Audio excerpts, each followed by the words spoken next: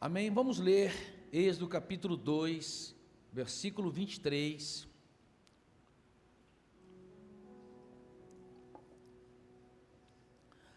E começa dizendo assim: E aconteceu depois de muitos dias, que morrendo o rei do Egito, os filhos de Israel suspiraram por causa da servidão, e clamaram, e o seu clamor subiu a Deus por causa da sua servidão. E ouviu Deus o seu gemido, e lembrou-se Deus da sua aliança com Abraão, com Isaque e com Jacó. E viu Deus os filhos de Israel, e atentou Deus para a sua condição. Atentou Deus para a sua condição. Qual é a condição que você está vivendo hoje? Que tipo de situação você está vivendo hoje? Você está vivendo uma situação favorável, confortável, ou você está vivendo uma situação difícil, uma situação desconfortável? Que tipo de situação você está vivendo hoje? A condição do povo de Israel naquele momento era de grande aflição, mas nem sempre foi de grande aflição. Se você não conhece a história de Israel, a Bíblia fala que os filhos de Jacó foram habitar no Egito. Houve uma fome na terra de Jacó e eles tiveram que sair da sua terra para ir para o Egito buscar alimento para a sua sobrevivência. Vocês sabem que isso aconteceu por causa de José. José era um hebreu que foi levado para o Egito, e lá no Egito Deus usou José para saciar a fome do Egito e de todo o mundo da época. E José tornou-se um homem muito importante no Egito.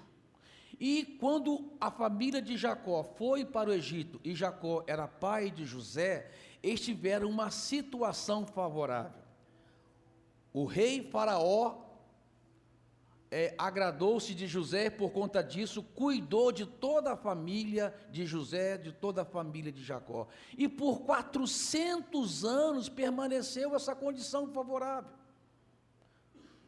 E nessa condição favorável, Deus permitiu para que o povo se multiplicasse no Egito. Aquelas 70 pessoas que saíram lá para o Egito, fugindo da fome, tornou-se em milhões. 3 milhões só de homens, fora crianças e mulheres. Tornou-se um povo gigantesco sobre a terra do Egito. Até que nasceu um rei que não conhecera José, ou não conhecera os benefícios que José trouxera para o Egito. E começou a perseguir o povo de Deus. Começou a perseguir a nação de Israel. Amado, deixa eu falar uma coisa para você muito importante. Às vezes um momento de perseguição e um momento de aflição é quando Deus permite que isso aconteça, para que você possa conhecer o poder das promessas de Deus. Deus tinha uma promessa sobre aquele povo, e a promessa que Deus tinha para aquele povo não era morar no Egito. O plano que Deus tinha para aquele povo não era para eles permanecerem no Egito. Deus tinha um plano maior, e às vezes, querido, umas circunstâncias adversas sobre a sua vida, uma situação problemática que acontece na sua vida, é para promover sobre você o verdadeiro plano que Deus tem. A Bíblia fala que o povo começou a clamar, o povo começou a suspirar debaixo de servidão, e Deus se lembrou da aliança que tinha com Abraão, Isaque e Jacó.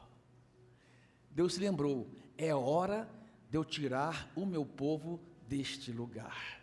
O Egito não é o lugar deles. E essa situação me faz aprender algumas coisas acerca dos planos de Deus, algumas coisas acerca do Deus a quem nós servimos. E é isso que eu quero compartilhar com vocês esta noite. A primeira coisa, amados, que eu percebo nesse episódio na nação de Israel, que Deus permite um desconforto para mostrar para nós o nosso verdadeiro destino. Deus nunca perde o controle de uma situação. Nós achamos e pensamos que Deus não está controlando uma situação, mas Deus nunca perde o controle de uma situação. O povo vivendo favoravelmente no Egito, o povo vivendo confortavelmente no Egito, nunca ia se despertar para sair daquele lugar. Você já viu alguém sair de um lugar confortável? Você já viu alguém querer mudar uma situação favorável? Ninguém quer. Ninguém quer. Enquanto estava confortável, eles estavam lá vivendo bem, até o momento que começou a vir uma aflição, até o momento que começou a vir um faraó, que começou a persegui-los e escravizá-los e colocar debaixo de dura servidão. Aí eles lembraram de Deus e começaram a clamar a Deus e a buscar a Deus. E Deus falou assim: estou permitindo isso para mostrar para vocês que o Egito não é o seu lugar, não é o seu destino é a terra prometida, a Canaã espiritual. Amado, Deus às vezes permite uma situação, não é porque Ele quer castigar você. Às vezes Deus permite uma situação, não é porque Ele é mau ou perverso com você. Às vezes Deus permite uma situação para mostrar para você o seu verdadeiro destino.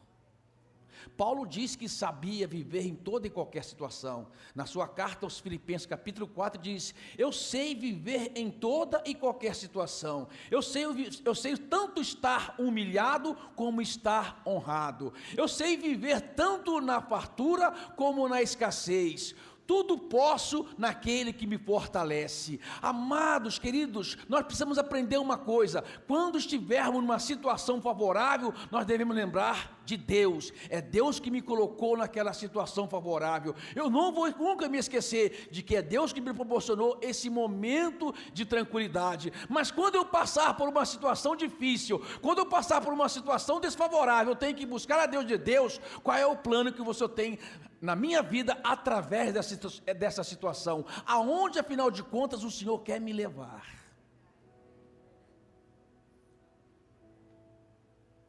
Amado, Deus está muito mais preocupado com o seu destino do que com a sua trajetória.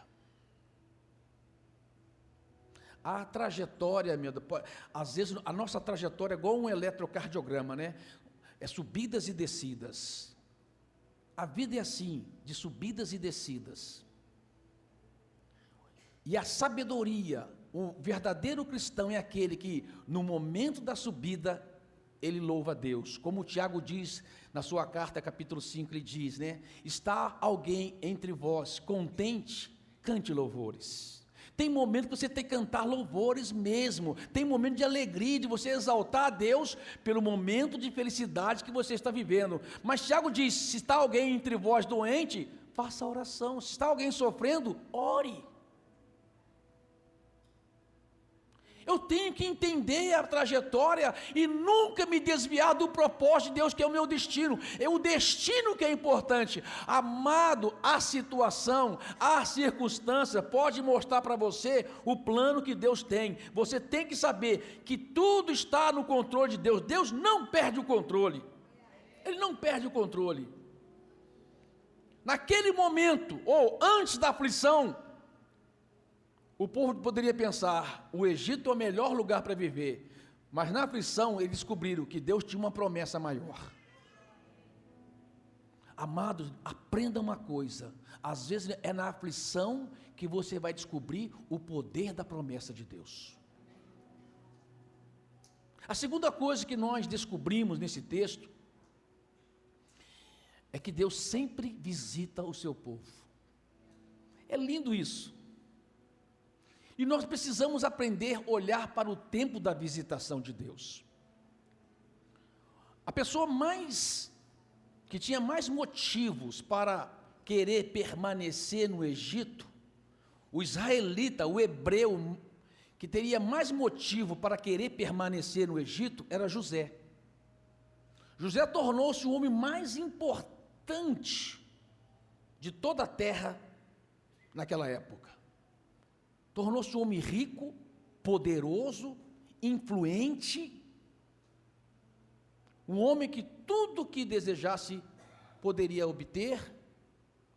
Mas José, antes da sua morte, ele chama os seus irmãos, os hebreus, e diz para eles: certamente o Senhor vos visitará e vos fará sair daqui. E quando o Senhor vos visitar, levai daqui os meus ossos, porque eu não sou daqui. Aqui não é o meu lugar. Deus vai visitar vocês e vai tirar vocês deste lugar. Amado, é lindo o tempo da visitação de Deus. Deus é um Deus que visita você. Deus visita você, às vezes, no momento de maior aflição que você está vivendo. A Bíblia diz em Lucas capítulo 7, de uma mulher que vivia numa cidade chamada Naim. Uma mulher viúva que estava indo enterrar o seu filho.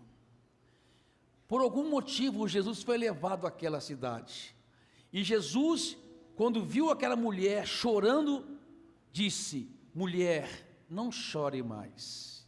E a Bíblia diz que Jesus tocou a esquife, que é um caixão, e diz: levanta-te, jovem. E o menino ressuscitou. Jesus devolveu o menino à sua mãe. Mas o restante do texto, e coloca aí Lucas 7,16, que é interessante, que diz assim: o medo se apoderou-se de todos, e glorificava a Deus, dizendo: um grande profeta se levantou entre nós, e Deus visitou o seu povo. Deus visita. Deus te visita no momento de maior aflição da sua vida. Deus te visita. Nessa semana de quinta para sexta e sexta pela manhã, eu tenho uma reunião de oração com alguns homens. Se você quiser participar dessa reunião, é das 7h30 até as 8h30 da manhã, toda sexta-feira. Nós oramos com a palavra de Deus, compartilho a palavra de Deus. Mas da quinta para sexta, eu compartilhei isso na sexta-feira com os homens, eu estava em aflição. Eu acordei 3 da manhã e fui orar e ler a Bíblia. Eu estava em aflição. Eu comecei a pensar, amado, nas coisas que eu tenho para fazer. Eu comecei a pensar nas minhas responsabilidades. Eu pensei em pensar em tantas coisas. Eu tenho tantas demandas para resolver na minha vida. Eu cuido de uma denominação, sou presidente de uma denominação, eu sou superintendente de um distrito, eu sou pastor líder de uma igreja grande, eu tenho responsabilidade com missões, nós temos colégios se espalhando, nós estamos com 4 colégios já, tantas demandas, fora outros problemas que aparecem. Se você começar a olhar, você começa a entrar em aflição. E aí eu mergulhei na palavra de Deus, eu comecei a ler a Bíblia, eu comecei no Salmo 1, e fui lendo salmo após salmo, e quando eu cheguei no Salmo 34, versículo 19, a Bíblia diz ali assim: muitas são as aflições do justo, mas o Senhor de todas a livra. Todas a livra. E eu fiquei pensando: Senhor, muitas são as aflições do justo. Talvez você pense: mas pastor, o Senhor é um homem justo. Amado, eu não sou justo, eu sou justificado pelo sangue de Jesus. E aí eu entendi porque eu comecei lá no Salmo 1. Porque no Salmo 1 diz: bem-aventurado o homem que não se assenta na roda dos escarnecedores, nem se detém no caminho dos pecadores, antes o seu prazer está na lei do Senhor, e na sua lei medita de dia e de noite. Esse homem será como a árvore plantada junto aos ribeiros, cujo fruto no seu tempo dá, e ele não será, e tudo que fizer prosperará. Aí depois diz: os ímpios não são assim, são como palhas que o vento dispersa, e eles não vão habitar na congregação dos justos. E eu pensei: por que Deus me trouxe todos esses salmos? Para mostrar a diferença entre o ímpio e o justo. entre o que serve a Deus e o que não serve a Deus. Amado, Deus visita o seu justo. Deus não deixa o seu justo sem visitação. No meio da aflição, Ele te visita. E você tem que acreditar: eu sou justificado, não por causa das minhas obras, não é porque eu sou um bom marido, não é porque eu pago as minhas contas em dia, não é por conta de nada disso. Eu sou justificado por causa do sangue de Jesus Cristo. Ele me justifica, porque a justiça do homem não opera a justiça de Deus, mas a justiça de Deus se opera pelo poder do sangue de Jesus. Talvez se você hoje olhe para você e pense assim: eu não sou quem eu sou. Deus olha para mim, quem eu sou? Olha os pensamentos que passam sobre a minha mente. Algumas atitudes eu ainda tenho, que quando eu olho para ela eu fico entristecido. Por que eu tenho esse tipo de atitude? Por que eu tenho esse tipo de desejo? Amado, quando você tiver essa luta, você lembra: quem me justifica é o sangue de Jesus Cristo. Nenhuma condenação há para aqueles que estão em Cristo Jesus. Você está em Cristo Jesus. Você é justificado pelo sangue de Jesus. E na sua aflição, Deus vai te visitar. Quando Deus entra na sala, tudo muda. Quando Deus entra na sua sala e senta com você, toda a aflição muda. Ele faz com você como fez com aquela viúva: não chores mais. Não chores mais. Deus te visitou. Aleluia. Terceira coisa que eu vejo nesse texto é que Deus trabalha de forma misteriosa por nós. Amados, a solução vem das coisas mais inesperadas, das fontes mais inesperadas. Às vezes você está passando por um momento na sua vida, sabe aquele momento que você ora, parece que a sua oração não passa do teto? Sabe aquele momento que você acha que Deus silenciou? Aquele momento que você parece que não está nada acontecendo, você não vê barulho nenhum, zunido nenhum de Deus na sua vida. O povo de Deus naquele momento estava assim, estava orando em aflição e achava que Deus não estava ouvindo o clamor deles. Estavam sofrendo debaixo de servidão e achava que Deus não estava ouvindo a oração deles. Mas Deus estava trabalhando, e trabalhando de forma silenciosa, trabalhando de forma misteriosa, e Deus trabalha de maneira silenciosa e misteriosa na nossa vida. É interessante que depois fala assim, no capítulo 2 do livro de Êxodo: da tribo de Levi saiu um homem e encontrou-se com uma mulher levita. Os dois se casaram e tiveram um filho, e a Bíblia diz que o filho era formoso. Amado, havia um decreto naquele momento, havia uma lei naquele momento. A lei era: todo filho homem que nascer deve ser lançado no rio Nilo para morrer. Era uma lei, era uma lei. Essa lei era cruel e tinha um objetivo que daqui a pouco eu compartilho com vocês. Mas a criança era formosa. A formosura daquela criança era plano de Deus. Tem alguns filmes que faz aí, que retrata Moisés, né? O homem até feio. Amado, Moisés não era feio não. Eu acho que para fazer o papel de Moisés tinha que ser o Brad Pitt, Paulo Sérgio. Alguém falou aleluia, depois eu pago um lanche para você. Foi a única, além da minha mulher, que falou aleluia. Moisés era formoso. Só que chegou um tempo que a mãe de Moisés não tinha mais como escondê-lo, e ela estava debaixo de uma lei cruel. Amados, pensa você, tem gente que fala assim: esse mundo está tão difícil que eu não quero ter filho não. Esse mundo está tão cruel que eu não quero ter filho não. E a preocupação é muito caro para criar uma criança hoje. Amado, caro era naquela época, que custava a vida. Pensa você, 2 jovens se casando, planejando ter um filho, e sabendo que se nascesse homem, teria que lançar no rio. Aí nasce aquele formoso homem, menino. A mãe pega: vou cumprir a lei, vou dar um passo de fé, vou construir um cesto de junco, vou tampar com betume para que ele não afunde, vou colocar essa criança formosa no cesto e deixar o rio levar. A lei manda lançar no Nilo, então vou lançar no Nilo. E Deus, que sabe de todas as coisas e que tem um controle de todas as coisas, sabe o que fazer. Deus trabalha de forma misteriosa e silenciosa. O cesto foi andando pelo rio, encontrou algumas mulheres tomando banho no rio. Entre as mulheres estava a filha de Faraó.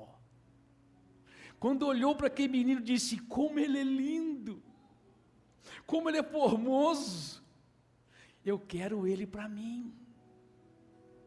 Faz o seguinte, falou para uma das suas servas: ache uma mulher hebreia para que possa criá-lo para mim.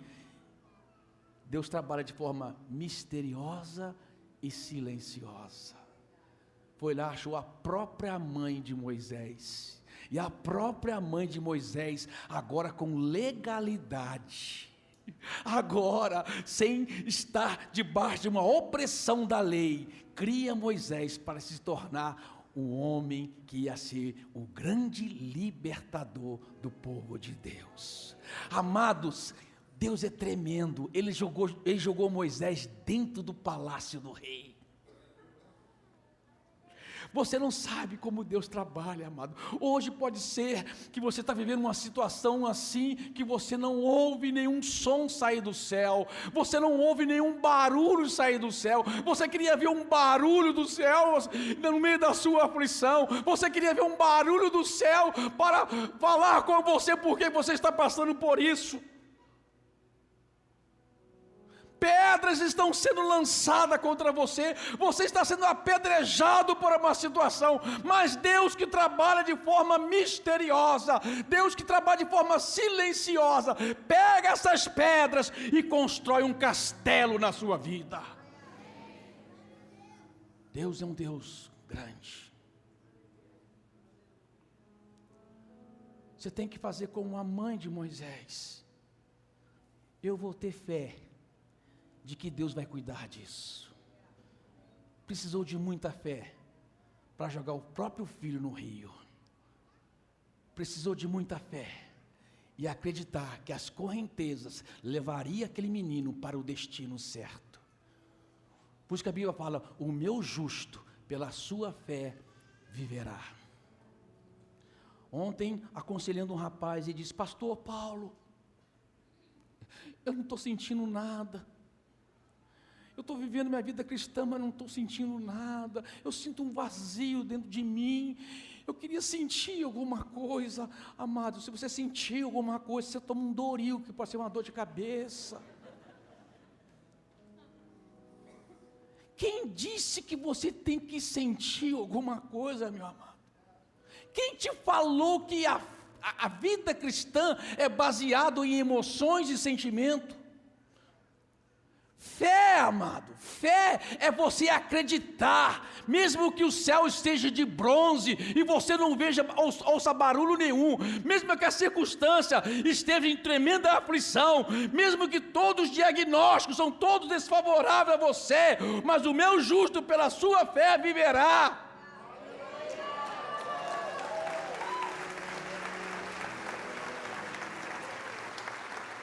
Fé é acreditar naquilo que está escrito, não no sentimento, não na emoção. Eu gosto muito do texto de Abacuque, capítulo 2, que diz: ainda que a figueira não floresça, ainda que a vide não dê o seu fruto, ainda que o gado não dê a sua cria no campo, eu todavia me alegrarei no meu Senhor, no Deus da minha salvação. O que quer dizer isso, amado? Ainda que nada esteja acontecendo, você crê no Deus que trabalha misteriosamente e silenciosamente ao seu favor.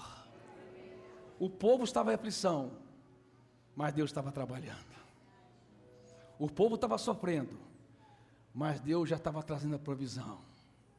E Deus está dizendo: isso é para vocês conhecerem o poder da promessa, para vocês descobrir que o destino é melhor do que a trajetória.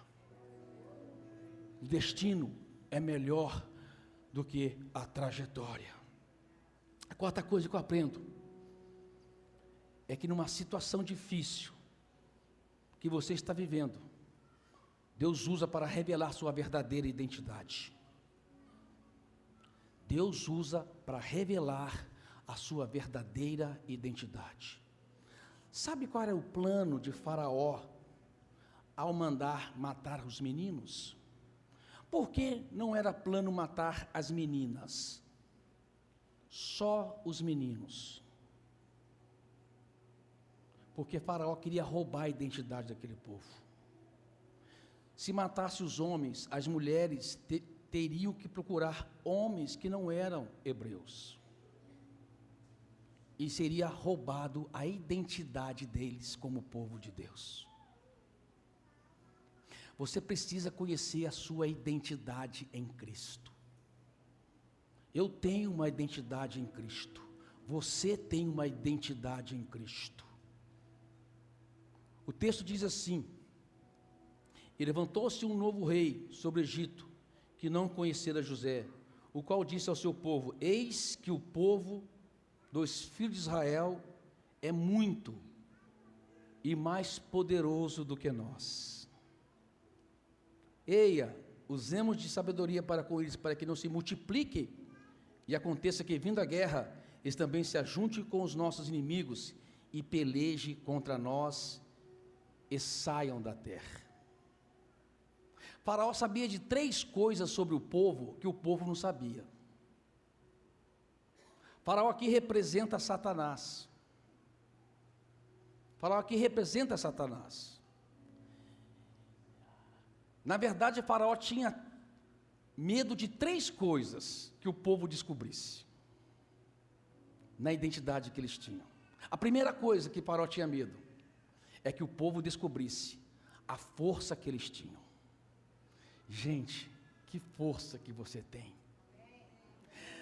Talvez você fale: mas pastor, eu sou tão frágil, eu sou tão fraco, eu me sinto tão despreparado.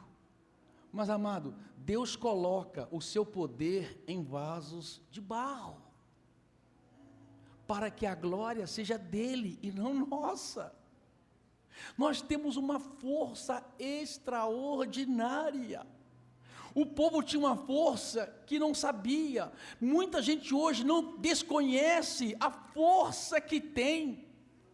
Que força é essa, pastor? A força, o poder do Espírito Santo que habita em você. A Bíblia diz: recebereis o poder ao descer sobre vós o Espírito Santo. Amado, que poder é esse? Esse poder, o Espírito Santo é um poder dínamo, um poder operante, um poder que realiza, um poder que muda as situações, um poder que cura a enfermidade, um poder que opera coisas extraordinárias, milagres, o poder do Espírito Santo. E aonde esse poder habita? Em você.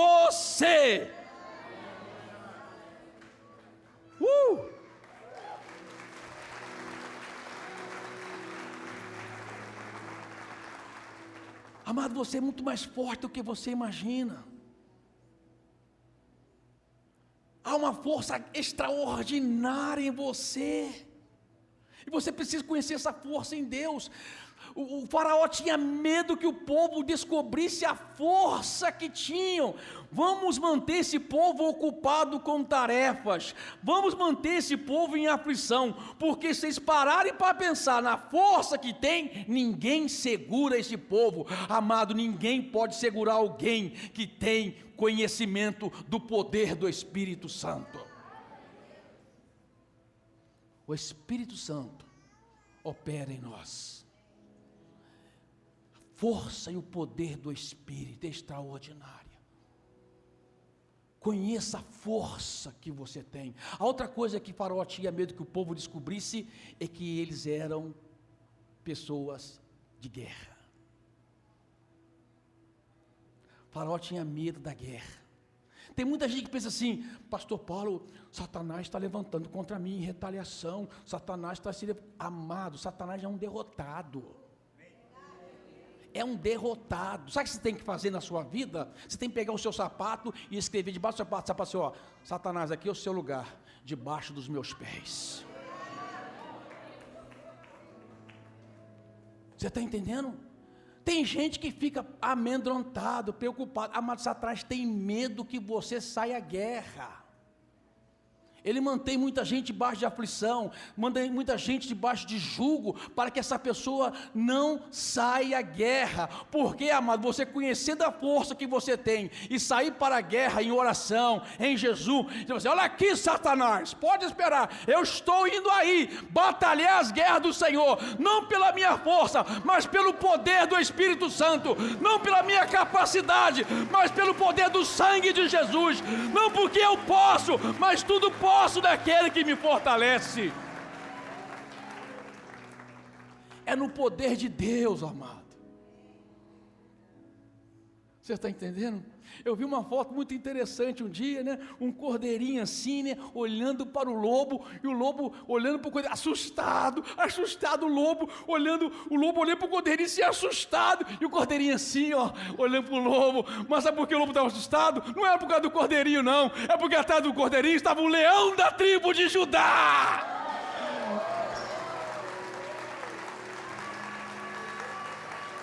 Aleluia! Amado, você é um cordeirinho fraco, frágil, cheio de limitações, cheio de tentações, muitas vezes lutando contra o pecado, muitas vezes vacilando, caindo ali, muitas vezes levantando desmotivado, muitas vezes não conseguindo dormir de preocupação, mas atrás de você está o leão da tribo de Judá.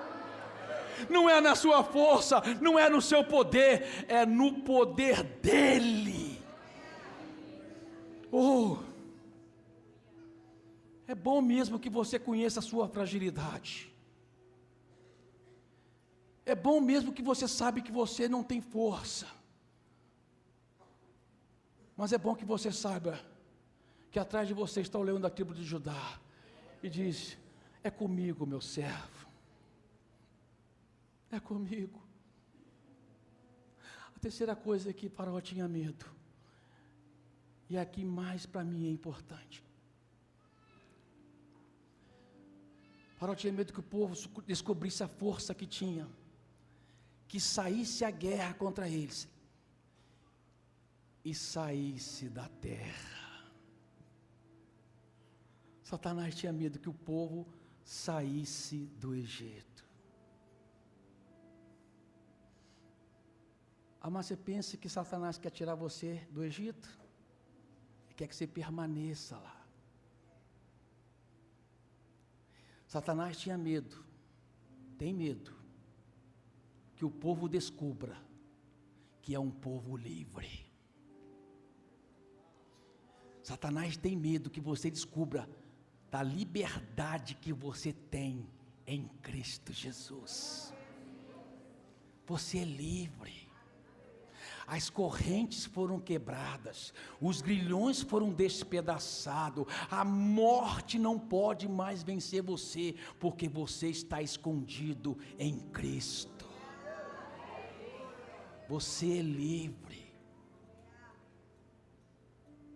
Amados, Paulo escrevendo aos Gálatas no capítulo 5 diz: se Cristo vos libertou, verdadeiramente estáis livres, e não vos submeteis a novo jugo de escravidão. Cristo me libertou. Eu não sou escravo de nada mais. Pastor Paulo, você não passa por tentação. Pastor Paulo, às vezes você não vacila e peca. Pastor Paulo, você não tem essas lutas. Claro que tem. Qual ser humano que não tem luta com a tentação? Qual ser humano que não luta com o medo? Qual ser humano que não luta com certas circunstâncias? Mas, meu amado, eu tenho que crer que eu estou em Cristo Jesus. Em Cristo Jesus, já não vivo eu, mas vivo... Aleluia!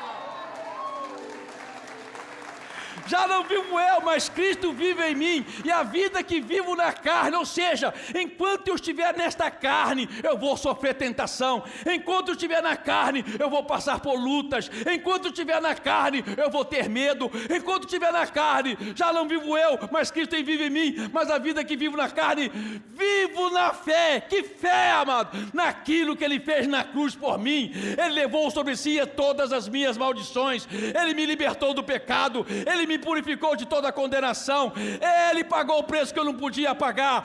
Cristo se fez pecado no meu lugar, e Ele me tornou uma pessoa livre.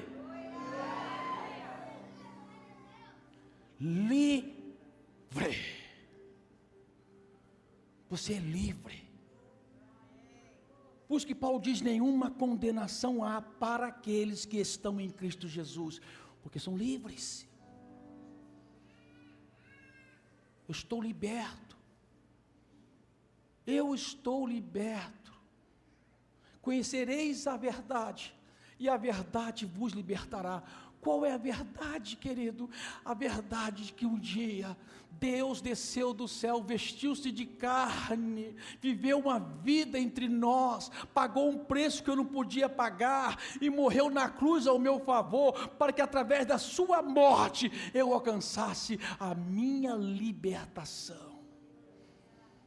Sou livre. Sua identidade é importante. Qual é a sua identidade? Você é forte. Qual é a sua identidade? Você é guerreiro. Qual é a sua identidade? Você é livre. Você é livre. Hoje, querido, você precisa tomar posse de uma coisa, da sua identidade. E tudo começa às vezes com uma semente. Uma semente. Eu falei que Deus estava trabalhando de forma silenciosa. Uma semente estava sendo dada, uma pequena semente. O povo em aflição, mas uma semente chamada Moisés estava lá, sendo preparada para um dia frutificar e trazer a redenção para os filhos de Israel. Tudo começa com uma semente. E às vezes quando olhamos para a semente, a gente pode pensar, mas pode essa semente virar alguma coisa?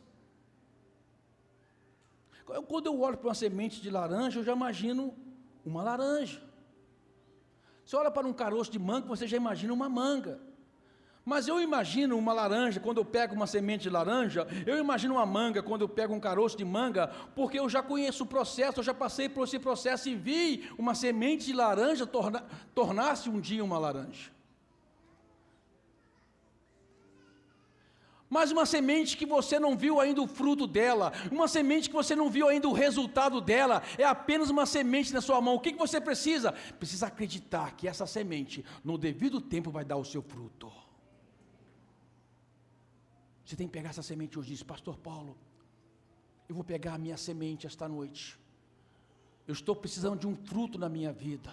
Eu estou precisando de uma providência do Senhor na minha vida. Eu estou precisando de uma cura divina, um milagre na minha saúde. Eu estou precisando de um milagre na minha vida financeira. Eu estou precisando de um milagre no meu casamento. Eu estou precisando de um milagre nas minhas emoções. Eu preciso de algo hoje. Hoje é dia de você pegar a sua semente e segurar na mão e dizer: eu acredito que eu vou colher fruto dessa semente.